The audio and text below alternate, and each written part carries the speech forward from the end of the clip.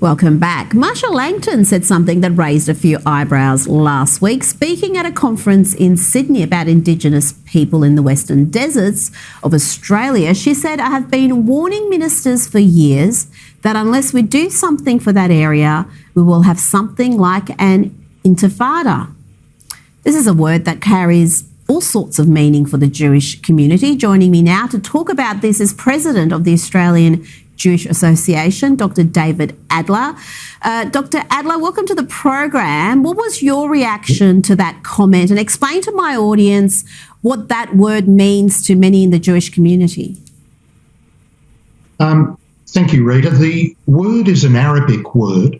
Its literal translation is tremor or shaking, but it characterises campaigns of terrorist violence. And I think what people really need to understand, and Marsha Langton is an educated, intelligent woman, she would know full well that Intifada is a program of terrorism, race-based terrorism, undertaken by Arab Palestinians to kill Jews in the land of Israel. Now, for someone who is a senior designer of the voice, it is extraordinary that she would use such terminology. I mean, the last thing we want to see in Australia, I would think, is race-based terrorism, but that's exactly what an intifada is. It has killed thousands of people.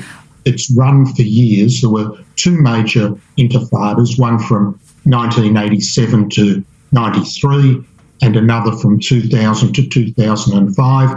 And the sort of activities we're talking about are such things as suicide bombers, putting on suicide vests, going into buses, blowing themselves up together with all the civilian passengers. That's what an intifada is. David, why haven't we heard from the usual voices who would speak up if a comment like this is made by someone who is a prominent, powerful person?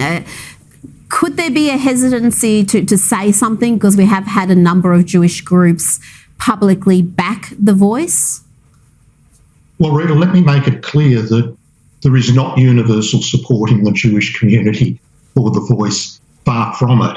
And I would argue that there are major problems from a Jewish perspective. Our lived history is that racial division along political lines has never been good for society. There is not one example where it has been successful. And also from a religious point of view, and I think this applies to Christianity as well, whether you're practicing or not, the message is that all people are created in the image of God. It's a message of unity, not division. So I find it surprising that there hasn't been protests against the sort of attitude that Marsha Langton has brought in that comment.